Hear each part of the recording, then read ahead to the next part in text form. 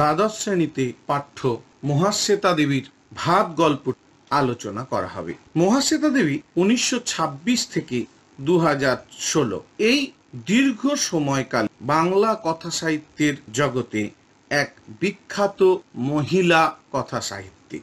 দীর্ঘ জীবন ধরে তিনি বাংলাদেশ তথা সমগ্র ভারতবর্ষের জনজীবনের এক সুন্দর চালচিত্র অঙ্কন করেছেন। মহাশ্বেতা দেবীর জন্ম 14 জানুয়ারি 1926 ঢাকা জেলায়। পিতা হলেন বিখ্যাত কবি সাহিত্যিক প্রাক্তন বর্তিকা পত্রিকার সম্পাদক মনীষ ঘটক। কল্লোল যুগের একজন বিখ্যাত কবি, তিনি যুবনাশ্য ছদ্মনামে পরিচিত ছিলেন। মাতা ধরিত্রী দেবী সাহিত্য প্রেমী ও স্ববৃত্তে সমাজসেবী। 9 জন ভাই বোনের মধ্যে মহাশ্বেতা দেবী জ্যেষ্ঠা কন্যা। মহাশ্বেতার শিক্ষা জীবন বিভিন্ন প্রতিষ্ঠানে ঘটেছিল। রাজশাহীতে স্কুল জীবন অতিবাহিত করে চলে আসেন সুদূর মেদিনীপুরে। তারপর 1936 থেকে 1938 পর্যন্ত শান্তিনিকেতন স্কুলে পড়াশোনা করেন। 1939 থেকে বেলতলা বালিকা বিদ্যালয়ে ম্যাট্রিক পাস করেন 1942 সালে। আইএ পাস করেন 1944 সালে। ইংরাজি অনার্স সহ বিএ 1946 সালে শান্তিনিকেতন থেকে তিনি গ্র্যাজুয়েশন কমপ্লিট করেন। 1963-তে প্রাইভেট পরীক্ষার্থী হিসেবে ইংরাজি সাহিত্যে এমএ পাস করেন। অভিনেতা, নাট্যকার, লেখক এবং ভারতীয় গণনাট্য সংঘের অন্যতম প্রতিষ্ঠাতা বিজন ভট্টাচার্যের সঙ্গে তার বিবাহ হয় 10 ফেব্রুয়ারি 1947। তার একমাত্র সন্তান কবি, সাহিত্যিক ও অভিনেতা, পরিচালক তথা বিখ্যাত সমালোচক নবারুণ ভট্টাচার্য।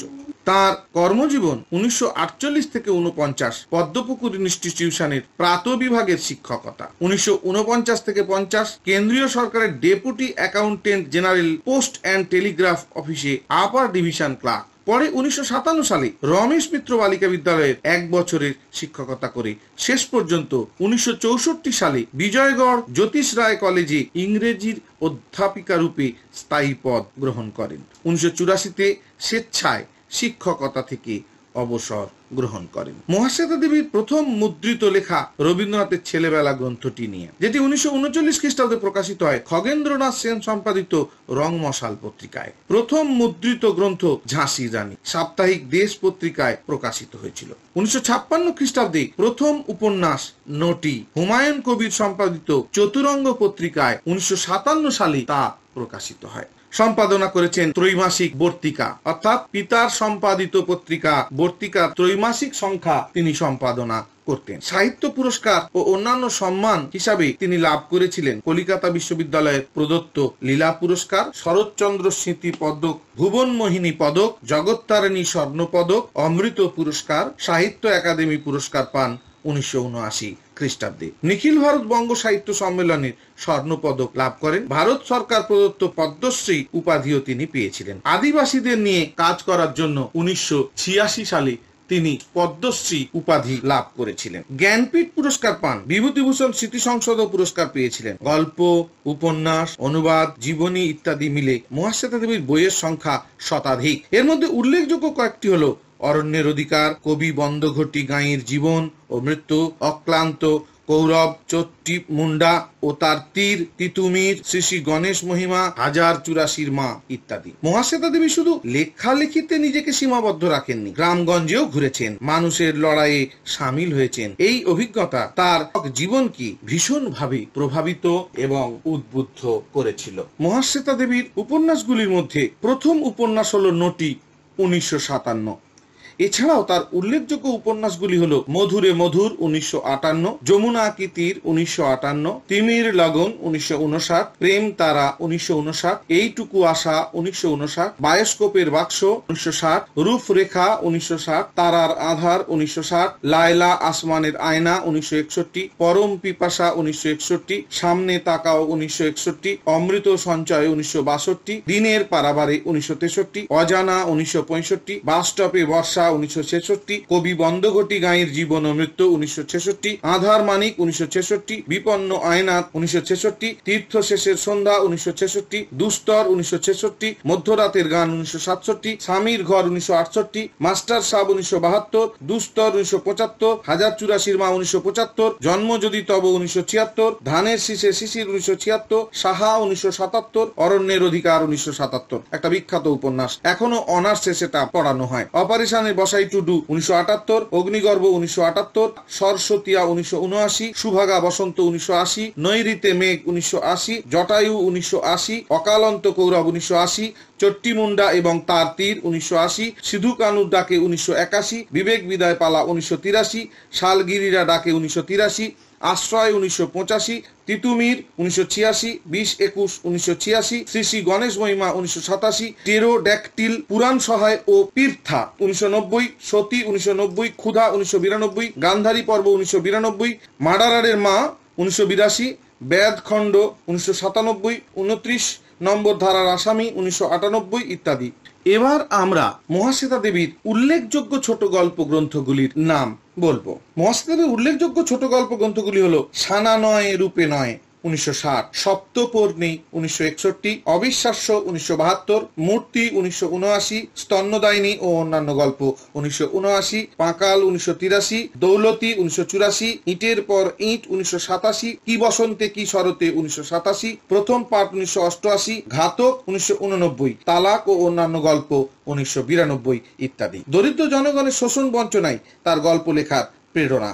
বাস্তব জীবনের যথাযথ প্রকাশ ঘটেছে তার প্রত্যেকটি ছোট গল্পের মধ্যে। মহাশ্বেতা দেবীর ছোট গল্পগুলির পর্ব ভাগ করতে গেলে বলা যায় 1973 থেকে 1978 খ্রিস্টাব্দের মধ্যবর্তী সময়ে রচিত ছোট গল্পগুলি সমকালীন সমাজ জীবনের একটা প্রতিচ্ছবি হয়ে উঠেছে। কিন্তু বিভিন্ন পত্রপত্রিকায় তার অনেক উল্লেখযোগ্য গল্প এই সময় প্রকাশিত হয়। বস্তুত গল্প রচনার ক্ষেত্রে বিষয়গত, শৈলীগত ও দর্শনগত যে পরিবর্তন দেখা দিয়েছিল তা এই পর্বে সংগঠিত হয়েছিল। মানুষের সমস্যা 60-এর দশক থেকেই তার রচনায় অন্যতম বিষয় ছিল, কিন্তু সমস্যা ও তার ফলাফলই ছিল বর্ণনার মুখ্য বিষয়। এই পর্ব থেকে সমস্যার উৎস সন্ধান, বিশ্লেষণ এবং প্রতিবাদ গল্পে স্থান করে নিল। রোমান্টিক, পারিবারিক, উচ্চবিত্ত, মধ্যবিত্ত জীবনের নরনারী ও তাদের মনস্তাত্ত্বিক সংঘাত বিষয়ক রচনা একটিও পাওয়া গেল না। উঠে এলো সমাজ, রাজনীতি ও প্রশাসনিক সমস্যা ভিত্তিক গল্প। এই পর্বের অন্যতম প্রধান বৈশিষ্ট্য হলো বাঙালি জনজীবন পশ্চিমবঙ্গের পটভূমি ছাড়াও ক্রমশ বিহার, উড়িষ্যার প্রান্তিক মানুষের জনজীবন হয়ে উঠল তার গল্পের পটভূমি। ক্রমশ এলো আদিবাসী জনজীবনের কথা। বিষয়ের সঙ্গে পরিবর্তিত হলো গল্পের শৈলী বা গঠন কাঠামো। কাব্যময় ভাষার পরিবর্তে এলো তির্যকতা, তীক্ষ্ণ বাক্য। অনায়াসে বাংলা ভাষার মধ্যে ইংরেজি, হিন্দি, সাঁওতালি, মুন্ডারি ও আঞ্চলিক ভাষার ব্যবহার শুরু হলো এই পর্ব। 1973 সালে প্রকাশিত গল্পগুলি হলো পিণ্ডদান, চড়ক, তালাক, এপার বাংলা ওপার বাংলা, 2 বিঘা জমি, বিশুলাল। 1974 সালে প্রকাশিত হয় আজির ও জল। 1975 সালে প্রকাশিত হয় মাদার ইন্ডিয়া, জানোয়ার, আত্মজ, ভাত, উর্বশী ও জনি। এটি আমাদের পাঠ্য ভাত জন্মতিথি। পরবর্তীকালে আরেকটি ভাত নামে তিনি গল্প লেখেন। অর্থাৎ আমরা 2টি ভাত গল্প পাবো। একটি ভাত শারদীয়া অমৃত পত্রিকায় প্রকাশ পেয়েছিল, আরেকটি ভাত গল্পগ্রন্থের মধ্যেই রয়েছে। 1976 সালে প্রকাশিত হয় কমলালয় ও ঘাতক। আমাদের আলোচ্য বিষয় এই ভাত। 1978 সালে প্রকাশিত জাতধান এখনো অনার্সে পড়ানো হয়। মিনিমাম ওয়েস্ট অ্যাক্ট প্রচলিত হওয়ার পর ন্যূনতম মজুরি নিয়ে যে আন্দোলন শুরু হয় সে বিষয়ে 70 দশক থেকে রচনা শুরু করেন মহাশ্বেতা। এই পর্যায়ের MW বনাম লক্ষিন্দ বিছান 8 টাকা 10 পয়সার জন্য গল্পগুলিতে তা প্রতিফলিত হয়। তবে বিচ্ছিন্ন রাজনৈতিক আন্দোলন ও তার ইতিহাস নয়, বিরাট সংখ্যক ভারতীয় জীবনের মূল দুঃখগুলিকে স্পর্শ করার চেষ্টা করেছেন লেখিকা। এই পর্বে রচিত 17টি গল্পগুলির মূল বিষয়ই হলো অন্নাভাব। 3টি গল্পে উঠে এসেছে জলকষ্টের কথা, দারিদ্র্যের কারণে পতিতাবৃত্তি গ্রহণের কথাও জানিয়েছেন তিনি 2 বিঘা জমি, ধৌলি গল্পে। আজির গল্পে জানা যায় দারিদ্র্যের কারণে দাস প্রথাকে প্রচলিত রাখার কথা। অর্থাৎ সাধারণ মানুষই যে হয়ে উঠবে তার সাহিত্য রচনার মূল বিষয় তা এই পর্ব থেকেই নিশ্চিত হয়ে যাওয়া যায়। 41টি গল্পই নিম্নবিত্ত সমাজকে কেন্দ্র করে রচিত। কেবল এপার বাংলা ও ওপার বাংলা গল্পটিতে মধ্যবিত্ত বাঙালি জীবনের কথা পাওয়া গেছে। পিণ্ডদান গল্পটি অমৃত পত্রিকায় 1973 খ্রিস্টাব্দে প্রকাশিত হয়। পশ্চিমবঙ্গের চরম রাজনৈতিক সংকটের পটভূমিতে গল্পটি লেখা। অথচ সমগ্র গল্পে কোথাও প্রত্যক্ষ রাজনীতির প্রসঙ্গ নেই। মেডিকেল কলেজের ডোম দশরথ 42 লাশের কঙ্কাল বিক্রি করে। অটুট কঙ্কাল হলে দাম বেশি, কিন্তু পুকুর মাঠে যেখানে এইসব কঙ্কাল পোতা থাকে সেগুলি একটিও অটুট নয়। তার পেশা নিয়ে নিজের কোনো দুঃখবোধ নেই। তরতাজা তরুণরা লাশ হয়ে গেলে সে কঙ্কাল তোলে মাত্র। একমাত্র ছেলে রামকে সে দেখে না, শুধু সে মারা গেলেও রাম তাকেও পিণ্ডি দেবে এইটুকু আশা করে। অথচ রাম বাবুদের ছেলের সঙ্গে মিশে জেলে বন্দি। কেন যে জেলে গেল তাও জানে না দশরথ। বাবুরা তাকে বোঝায় ছেলে ফিরে আসবে একদিন, কিন্তু দশরথ এক পুকুর থেকে তার ছেলেরই গলিত লাশ তোলে। গলার রূপোর লকেট দেখে চিনতে পারে। বোঝাই যায় সমকালীন সমাজ জীবনের একটা চিত্রকে তিনি তুলে ধরেছেন। আমাদের আলোচ্য ভাত গল্পে আগেই আমরা দেখেছি যে চড়ক গল্পটির মধ্যেও এই ভাতের অভাবের চিত্র ফুটে উঠেছে। চড়ক গল্পটি গল্প বিচিত্রা পত্রিকার শারদীয় সংখ্যা 1973 খ্রিস্টাব্দে প্রকাশিত হয়। গাজনের সময় যেসব দরিদ্র মানুষ গ্রাম থেকে শহরে আসে, গেরুয়া পড়ে, তাদের আপাত সন্ন্যাসের আড়ালে থাকে খিদের কান্না, ভিক্ষের চাল সন্ধেবেলায় রান্না করে গরম ভাত খাওয়ার স্বপ্ন নিয়ে তারা শহরবাসীদের দ্বারে দ্বারে ভিক্ষে করতে আসে। স্বাধীনতা 2 দশক পরে মহাশ্বেতা যখন এই গল্প লেখেন তখন গরম ভাত খেতে পাওয়া সাধারণ মানুষের কাছে স্বপ্ন বিশেষ। গল্পে বৃদ্ধা গোপালীর তাই মনে হয়। দেখা যায় গোপালী নিঃস্ব। ত্রেতা যুগের কথা মনে হবে, যখন ও ভাত রাঁধত, ভাত বেড়ে দিত, ভাত বেড়ে নিত। বৃদ্ধ বয়সে সে শহরে যাওয়ার জন্য রাজি হয় কেবলমাত্র ভাত খেতে পাওয়ার আশায়। কিন্তু সেই বছরই তার ছেলে অতিরিক্ত মদ্যপানের ফলে মরে যায়। অশৌচের সময় গাজনের সন্ন্যাস নিতে নেই। গোপালীর গরম ভাত খাওয়ার স্বপ্ন সার্থক হয় না। তাই গোপালী রাক্ষসীর মতো আঙুল মোটকে মৃত ছেলেকে ভীষণ অভিশাপ দিল। ভাত খাওয়ার স্বপ্ন যাদের জীবনে ঘুরে ফিরে আসে তাদের নিয়ে মহাশ্বেতা আরো অনেক ছোট গল্প রচনা করেছেন। ভাত এদের জীবনে কেবল আহার্য মাত্র নয়, আকাঙ্ক্ষার জিনিস। তা সচ্ছলতার, প্রাচুর্য, নিরাপত্তা, আশ্বাসের প্রতীক হয়ে ওঠে যেন। বস্তুত সুজলা সুফলা শস্য শ্যামলা বাংলাদেশে অন্যের জন্য এই হাহাকার যে অনন্তকাল ধরেই সত্য, তা আরো একবার স্মরণ করিয়ে দেন তিনি। ভাত তাই মহাশ্বেতা গল্পের একটি প্রতীকী গল্প হয়ে ওঠে। 1975 সালে শারদীয় অমৃত পত্রিকায় ভাত নামে একটি গল্প প্রকাশিত হয়, যা আমাদের পাঠ্য। প্রতিক্ষণ প্রকাশিত মহাশ্বেতা দেবীর 50টি গল্পে প্রকাশকাল দেওয়া হয়েছে 1883। চড়ক গল্পটি মূলত ভাতের খিদের গল্প। ভাত গল্পটি নামকরণের মধ্যেই রয়েছে বিষয়ের নির্দেশ। ধনী গৃহে অসুস্থ কর্তার আরোগ্য কামনায় যজ্ঞের আয়োজন হয়েছে। সেখানে কাজ করতে আসে সুন্দরবনের বাদা থেকে একটি ক্ষুধার্ত লোক। সারাদিন সে কাজ করে যায় দুমুঠো ভাত খাবার আশায়। এমন সময় বাড়ির কর্তা মারা যায়। অশৌচের ভয়ে সব খাবার পুকুরে ফেলে দেওয়া হয়। ক্ষুধার্ত উৎসব লোকটি তা সহ্য করতে পারে না। ভাত ভর্তি পিতলের ডেক নিয়ে সে পালিয়ে যায়। তারপর মুখ ডুবিয়ে দিয়ে ভাত খায়। ভাত, শুধু ভাত, বাদার ভাত। চুন্নি রে তুইও খা, চুন্নির মা খা, ছোট খোকা খা, আমার মধ্যে বসে তোরাও খা। পরদিন ভাত খেয়ে তৃপ্ত ঘুমন্ত উৎসুকে পুলিশ গ্রেপ্তার করে পেতলের ডেক চুরি করার অপরাধে। ভাত গল্পটি যেন নিরন্ন বাঙালির ভাতের প্রতি তীব্র পিপাসাকে তুলে ধরে। ভাত এখানে যেন জীবনের প্রতীক হয়ে যায়। অনিবার্যভাবে মনে পড়ে যায় বাঙালির সেই চিরন্তন আকুতি, আমার সন্তান যেন থাকে দুধে ভাতে। এই আকুতির মধ্যে ধরা থাকে বাঙালিদের দৈন অভাব বোধ। গল্প জগতে এইসব নিরন্ন মানুষের অন্ন তৃষ্ণা বারংবার প্রতিফলিত হয়েছে। ভাত নামে অপর একটি গল্প প্রকাশিত হয় 1975 সালে কথা সাহিত্য পত্রিকায়। সেখানেও কোনো একটি ধনী বাড়ির বৃদ্ধ গৃহকর্তা অসুস্থ হয়ে পড়ে ও তার আরোগ্য কামনায় যজ্ঞের আয়োজন হয়। নিদান অনুযায়ী যজ্ঞের মন্ত্রপুত্র একটি কলা কাউকে খাইয়ে দিলে কর্তা বেঁচে উঠবে, কিন্তু সেই কলাটি ভক্ষণ করবে যে সে মারা যাবে। বৃদ্ধ কাঙাল ভিখারি সন্ন্যাসী চরণকে ডেকে নিয়ে আসা হয় ভাতের লোভ দেখিয়ে। দীর্ঘ জীবন অর্ধাহার অনাহারের পর পেট পুরে একতলা গরম ভাত খাওয়া সন্ন্যাসী চরণের কাছে স্বপ্ন। ও হেলান দিয়ে বসে ভাতের স্বপ্ন দেখছে। ভাত, গরম ভাত ওর কাছে স্বপ্ন বই কি। সেই কবে থেকে কলকাতার কাঙালি ভাত ওর কাছে স্বপ্নের অতীত স্বপ্ন। যজ্ঞের পর মন্ত্রপুত কলাটি সন্ন্যাসী চরণ খায়, তারপর ভাত খেতে শুরু করে। খেতে খেতে বুকে চাপ ধরলো, শরীর ভেঙে এলো ভাতের ভারে। কিন্তু সন্ন্যাসী খেতে থাকলো। হাতড়ে হাতড়ে ও সব ভাত খাবে, এক দানাও ফেলবে না। আমরা ভাত গল্পের উৎস আলোচনা করলাম। অর্থাৎ বোঝাই যায় মহাশ্বেতা দেবী গ্রামীণ বাংলাদেশের বন্যা দুর্গত প্রাকৃতিক বিপর্যয়গ্রস্ত বাংলাদেশের সামাজিক সংকটকে, খাদ্য সংকটকে ভাত গল্পের মধ্যে দিয়ে তুলে ধরেছেন। আমরা এবার ভাত গল্পটির সরব পাঠ করব। লোকটার চাহনি বড় বাড়ির বড় বউয়ের প্রথম থেকে ভালো লাগেনি। এই লোকটি কে না, লোকটি হলো উৎসব নাইয়া। কিরকম যেন উগ্র চাহনি, আর কোমর পর্যন্ত ময়লা লুঙ্গিটা অত্যন্ত ছোট, চেহারাটা বুনো বুনো প্রকৃতির। কিন্তু বামুন ঠাকুর বলল ভাত খাবে, কাজ করবে, কোথা থেকে আনলে? এই সংসারে সবকিছুই চলে বড় পিসিমার নিয়মে। এই লাইনটা তুলে 2018 সালে 5 নম্বরের একটি বড় প্রশ্ন উচ্চ মাধ্যমিক পরীক্ষায় পড়েছিল। প্রশ্নটি এইভাবে পড়েছিল, বড় পিসিমা কে? বড় পিসিমা হলো বড় বাড়ির মেয়ে, তার চরিত্রটি আলোচনা করো। আমরা গল্প পড়তে পড়তে বড় পিসিমার চরিত্রের বৈশিষ্ট্য দেখতে পাবো। বড় পিসিমা বড় বউয়ের পিসি শাশুড়ি হন। বড় বউয়ের পিসি শাশুড়ি হন। খুবই অদ্ভুত কথা, তার বিয়ে হয়নি। সবাই বলে সংসার ঠেলবার কারণে অমন বড়লোক হয়েও ওরা মেয়ের বিয়ে দেয়নি। তখন বড় বউ মরে গেলে বুড়ো কর্তার সংসার নিয়ে নাটাঝামটা হচ্ছিল। নাটাঝামটা কথার অর্থ হচ্ছে নানান সমস্যা হচ্ছিল। বড় বাড়ির লোকেরা বলে ওর বিয়ে ঠাকুরের সঙ্গে, উনি হলেন দেবতার সেবিকা।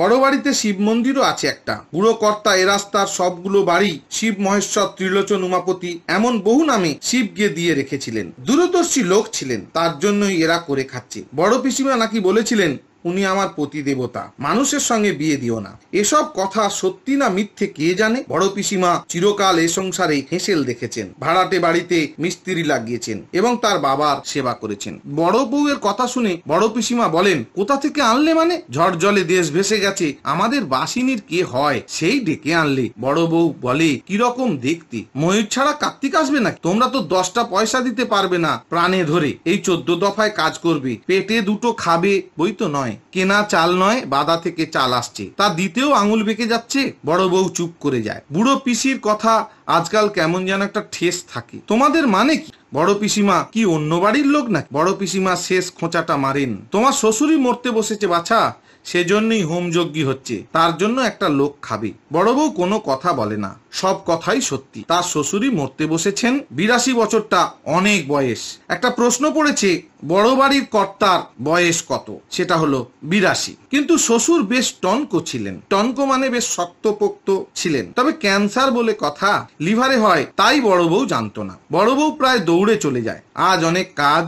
মেজ বউ উনুন পাড়ে বসেছে, শাশুড়ির মাছ খাওয়া বুঝি ঘুচে যায়, তাই কয়েকদিন ধরে বড় ইলিশ, পাকা পোনার পেটি, চিতলের কোল, ডিম পোড়া ট্যাংরা, বড় ভেটকি, মাছের যজ্ঞি লেগেছে। রেঁধে বেড়ে শাশুড়িকে খাওয়ানো তার কাজ। শ্বশুরের ঘরে নার্স, বড় বউ এখন গেল সে ঘরে। সে একটু বসলে পরে নার্স শেষে চা খেয়ে যাবে। সেজো ছেলে বিলেতে, তার আসার কথা ওঠে না। ছোট মেজ বড় ঘুমোচ্ছে। এ বাড়ির ছেলেরা বেলা 11টার আগে ঘুম থেকে ওঠে না, সেই জন্যই তাদের চাকরি করা হয়ে ওঠেনি। 18খানা দেবত্র বাড়ি আর বাদা অঞ্চলে অসাগর জমি থাকলে কাজ বা করে কি? শ্বশুরের ঘরে বসে বড় বউ ভাবতে চেষ্টা করে, শ্বশুর নেই।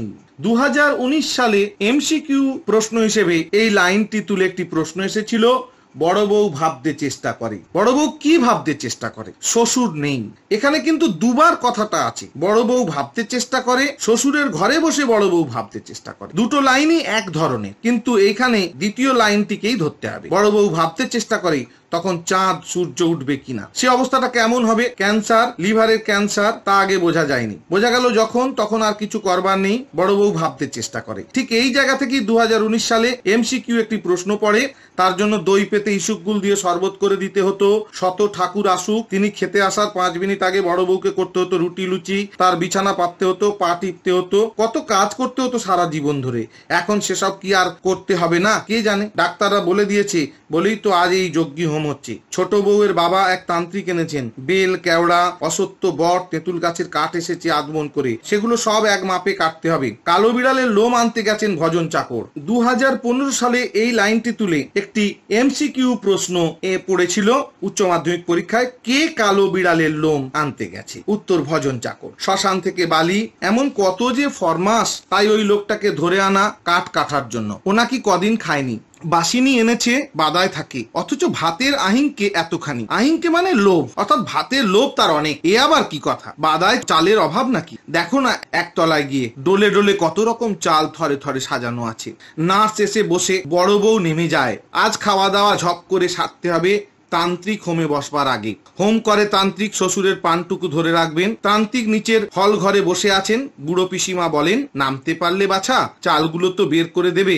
এই যে দি, ঝিঙে শাল চালের ভাত নিরামিষ ডাল তরকারির সঙ্গে, রামশাল চালের ভাত মাছের সঙ্গে। 2015 সালে এসএকিউ পরীক্ষায় প্রশ্ন পড়েছে, ঝিঙে শাল ও রামশাল চাল কি কি দিয়ে খায়? নিরামিষ ডাল তরকারি দিয়ে খায়, রামশাল চালের ভাত মাছের সঙ্গে খায়। বড়বাবু কনক পানি চাল ছাড়া খান না।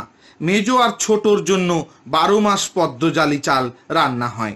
এই লাইনটা তুলেও 2015 সালে প্রশ্ন পড়েছে, বড় বাড়িতে কনক পানি চালের ভাত রান্না হয় কাদের জন্য? উত্তর হলো বড় বাবুর জন্য। বামুন চাকর ঝিদের জন্য মোটা সাপটা চাল। বাদার লোকটি কাটতে কাটতে চোখ তুলে দেখে, চোখ ঠিকরে বেরিয়ে আসে তার, হ্যাঁ বাসিনি, এত নানানিধি চাল বাবুরা খায়, ওর 5 ভাগে ভাত হয়, হবে নে বাদা এদের এত জমি, চাল এনে পাহাড় করেছি, বড় পিসিমা বেচেও দিচ্ছে নুক্কে নুক্কে, আমি বেচতেছি সে চাল, বাদায় এদের চাল হয়, তা দে দেখি বাসিনি, এক মুষ্টি চাইল দে, গালে দে জল খাই, বড্ড ঝেমন আছড় কাটতেছে পেটের মধ্যিখানে, সেই কতদিন ধরে আদা ভাত খাই না, দে বাসিনি বাগ্যতা করি তোর, অর্থাৎ অনুরোধ করছি বাসিনি তুই আমাকে এক মুঠো চাল দে। এ কথাটা উৎসব বলছে বাসিনীকে। আরে আরে করো কি উৎসব দাদা, গা সম্পর্কে দাদা তো হও, কেন বা এমন করতেছ? পিসিমা দেখতে পেলে সর্বনাশ হবে, আমি ঠিক তাগে বাগে দিয়ে যাবো, তুমি হাত চালিয়ে নাও দেখি বাবা, এদেরকে বলিহারি যাই, একটা লোক কদিন খায়নি শুনছো, আগে 4টি খেতে দে। বাসিনী চালগুলি নিয়ে চলে যাবার সময় মাথা নাড়তে নাড়তে চলে যায়। লোকটির নাম উৎসব, চিরকালই যে উৎসব নাইয়া নামে পরিচিত। গত কয়েকদিন সে সত্যিই খায়নি, কপালটা মন্দ তার, বড়ই মন্দ। যতদিন রান্না খিচুড়ি দেয়া হচ্ছিল ততদিন সে খেতে পারেনি। অচুন্নির মা, চুন্নি রে তোমরা রাগ আর না কেন, কোথা ওইলি গো? এ যেন স্ট্রিম অফ কনসাসনেস, একটা চেতনা প্রবাহ রীতির গল্প। এরপরেই আমরা দেখব ব্যক্তিগতভাবে উৎসব নাইয়ার গল্প বলেছেন মহাশ্বেতা দেবী। অর্থাৎ ভাত গল্পের মধ্যে 2টি গল্প আছে, একটি হলো বড় বাবুদের গল্প যা কলকাতার পটভূমিতে রচিত হয়েছে, আরেকটি উৎসব নাইয়ার গল্প যা সুন্দরবন অঞ্চলের পটভূমিতে রচিত হয়েছে। বস্তুত এসব বলে সে যখন খুঁজছিল বউ ছেলে মেয়েকে, তখন তার বুদ্ধি হরে গিয়েছিল মানে নষ্ট হয়ে গিয়েছিল। একদিন তুমুল ঝড় বৃষ্টি, ছেলে মেয়েকে ঝাপটে সাপটে ধরে বউ কাঁপছিল শীতে আর ভয়ে, মাছ খুঁটি ধরে মাটির দিকে দাবাচ্ছিল, মাছ খুঁটিটি মাতাল আনন্দে টলছিল, ধনুষ্টঙ্কার রোগীর মতো কেঁপে ঝেঁকে উঠছিল। উৎসব বলে চলছিল ভগবান ভগবান ভগবান, কিন্তু এমন দুর্যোগে ভগবানও কাঁথা মুড়ি দিয়ে ঘুমন বোধ করি, ভগবান ভগবান উৎসব বলছিল। এমন সময় মাতলার জল, মাতলা হচ্ছে একটা নদী যা দক্ষিণ 24 পরগনার সুন্দরবন অঞ্চলে অবস্থিত। এই সব অঞ্চলের মানুষ চিরকালই দুঃখ দুর্দশা অভাবের মধ্যে দিয়ে জীবন যাপন করে। এখানে প্রাকৃতিক বিপর্যয় মানুষের জনজীবনকে নানাভাবে বিপর্যস্ত করে। এমন সময় মাতলার জল বাতাসের চাবুকে ছটপটিয়ে উঠে এসেছিল, জল উঠলো জল নামলো, উৎসবদের সংসার মাটিতে লুটুপুটি গেল। সকাল হতেই বোঝা গিয়েছিল সর্বনাশের বহরখানা। তারপর কয়েকদিন ধরে ঘরের চালের নিচ থেকে কোনো সাড়া পাবার আশায় উৎসব পাগল হয়ে থাকে, অর্থাৎ জলের গতিতে, নদীর জলের ঢেউয়ে তার সংসার ভেসে গেছে তার কন্যা পুত্র সকলে। তারপর কয়েকদিন ধরে ঘরের চালের নিচ থেকে কোনো সাড়া পাবার আশায় উৎসব পাগল হয়ে থাকে। কে কোথায় পাগল নাকি উৎসব? সাধন দাসের কথা উৎসব নেয় না। সাধন বলে তোরেও তো টেনে নিচ্ছিল, গাছে বেঁধে রয়ে গেলি, অর্থাৎ উৎসবও ভেসে যাচ্ছিল। উৎসব বলে রাকার ও চুন্নির মা, অর্থাৎ যারা মরে গেছে, যারা জলের তোড়ে ভেসে গেছে, তাদের জন্য উৎসব কাঁদে, পাগল হয়ে যায় উৎসব। ঘরের পাশ ছেড়ে সে নড়তে চায় না। তাছাড়া টিনের বেশ একটা মুখবন্ধ কৌটো ছিল ঘরে, তার মধ্যে ছিল নিভুই উৎসবের জমি চেয়ে দরখাস্তের নকল। উৎসব নাইয়া, পিং হরিচরণ নাইয়া, সে কৌটোটা বা কোথায়? যা আর নেই, যা ঝড় জল মাতলার গর্ভে গেছে, তাই খুঁজে খুঁজে উৎসব পাগল হয়েছিল। তাই রান্না খিচুড়ি তার খাওয়া হয়নি। তারপর যখন তার সম্বিত ফিরল, তখন আর খিচুড়ি নেই, ড্রাইডোল।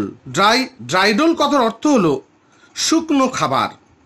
চালগুলি সে চিবিয়ে জল খেয়েছিল। এভাবে কিছুদিন যায়। তারপর গ্রামের লোকজন বলে মরেছে যারা, তাদের ছরাদ্দ করতে হয়। ছরাদ্দ হচ্ছে শ্রাদ্ধ।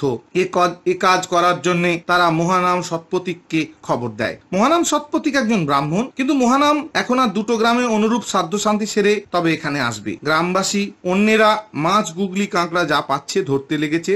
উৎসবকে সাধন বলে তুমি একা কলকাতা যাবে চলে, নেচেই বা উঠলে কেন? সরকার ঘর করতে খরচা দেবে শুনছো না?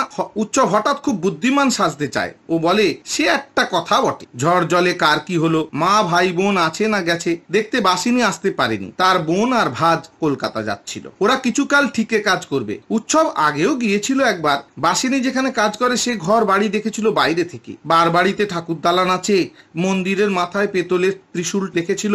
বাসিনীর মনিব বাড়িতে হেলা ঢেলা ভাব। এ গল্প গ্রামে সবাই শুনেছে। উৎসবের হঠাৎ মনে হয় কলকাতা গিয়ে খেয়ে মেখে আসি। কেন মনে হয়েছিল তা সে বলতে পারে না।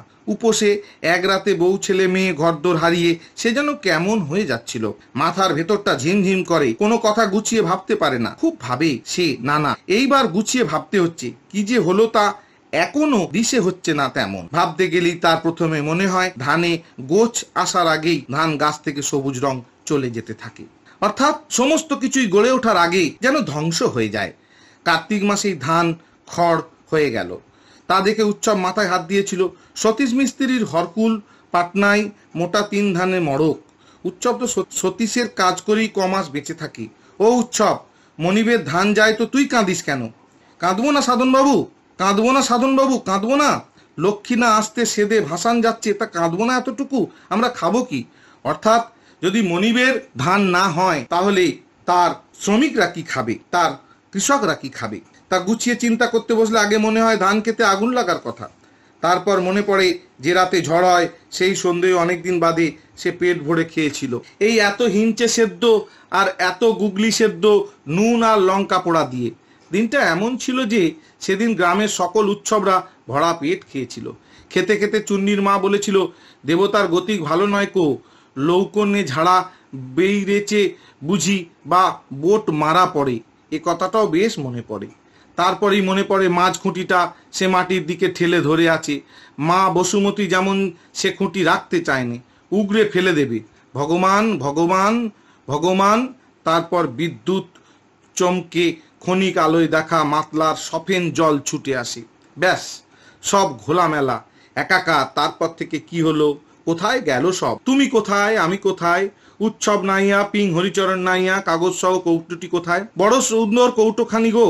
চুন্নিদের যদি রেখে যেত ভগবান, তাহলে উৎসবের বুকে শত হাতির বল থাকতো। আজ এই লাইনটা তুলে প্রশ্ন হতে পারে, কি কারণে উৎসব বুকে শত হাতির বল পেত? তাহলে সেই কৌটো নিয়ে সবাই ভিক্ষে বেরোতো। সতীশবাবুর নাতি ফুট খায়, উৎসব কৌটোটা চেয়ে এনেছিল। অমন কৌটো থাকলে দরকারে এক মুঠো ফুটিয়ে নেওয়া যায়। চমৎকার কৌটো। কি হলো? হাত চালাও বাছা, অর্থাৎ স্ট্রিম অফ কনসাসনেস। যেন চেতনা প্রবাহ রীতির মতো উৎসব একবার তার গ্রামীণ বিপর্যস্ত জীবনের চিন্তার স্রোতে ফিরে যায় অতীত ইতিহাসের ঘটনায়। আবার বড় বাড়ির কর্ত্রীর এক ডাকে ফিরে আসে বর্তমানে। এ যেন চেতনা প্রবাহ রীতির এক সঞ্চরণ। কি হলো হাত চালাও বাছা, ওদিকে সুচ্ছে কর্তা, হোম হবে।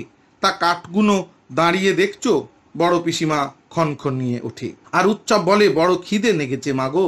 এই শোনো কথা, ভাত নামলেও খাওয়া নেই এখন। তান্ত্রিকের নতুন বিধান হলো, সর্বস্ব রেঁধে রাখো, হোম হলে খেও, তুমি হাত চালাও। আজ এই পর্যন্তই। সকলকে ধন্যবাদ জানাই। আপনারা আমাদের দিশা এডুকেয়ার চ্যানেলটি দেখুন। ভালো লাগলে সাবস্ক্রাইব করুন, লাইক করুন, শেয়ার করুন।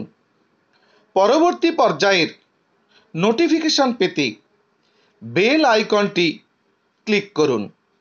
কমেন্ট বক্সে আপনার সুচিন্তিত মতামত প্রদান করুন।